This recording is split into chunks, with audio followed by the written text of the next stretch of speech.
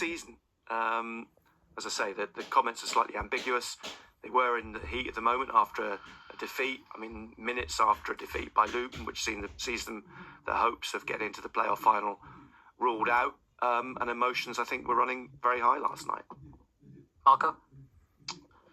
Yeah, I mean, Nick and I were in the car this morning travelling back, and after the game last night, and it was interesting because we sort of saw the first headline pop up on social media from the radio station and national radio station, and within an hour or at the time we were in the car, a couple of hours in the car, everybody was using that same headline as if it was gospel, and it's bizarre really that it gathered so much pace just within a car journey that we were in, and that term, which strikes a little bit of, I don't know, a panic or disappointment maybe for Sunderland fans who've I think appreciate the manager, as I'm sure the board do as well.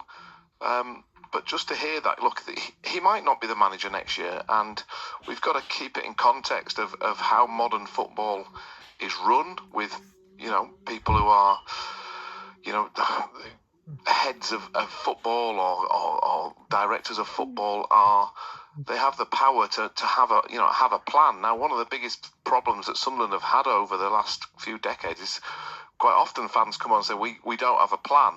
Now, I think, meeting a manager or meeting a coach, I think that's done as a sort of a business opportunity, maybe in long-term thinking. It doesn't mean you're going to change your manager in the next few weeks, but that's not to say it might not be true. That's the trouble. But I think there's been a bit of an overreaction today, and it's a shame it's happened so quickly after a game that, as Nick said, there was a lot going on at that stadium last night. It was very raw, and the lads, it's a sad way for the season to end in a way. Yeah, look, it is unsettling. I don't think the timing's great. I don't think the timing was great a few weeks ago when the rumours first surfaced.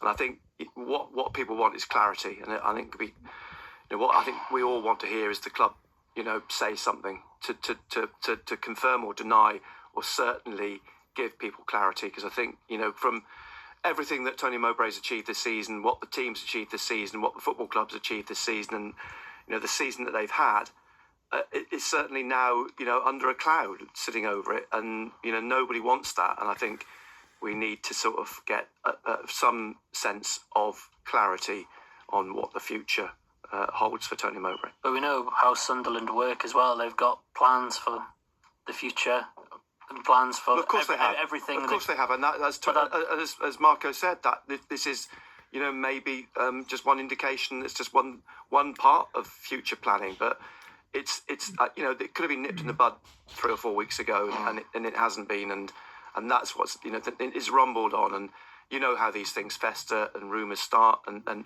rumours, they gather momentum, and this is what's happened, and unfortunately, it's come right at the end of a season where Sunderland should be celebrating the last 10 months, not sitting here wondering what's going to happen in the next 2 months before they start next season. Do give us your thoughts tonight. Give us a call, 0800 234 6565. Give us a text as well, 81333. WhatsApp to 08000 321 333. Start your messages with the letters BBC. 2 events last night then. It may be a bridge too far for the Black Cats in their push to reach the playoff final.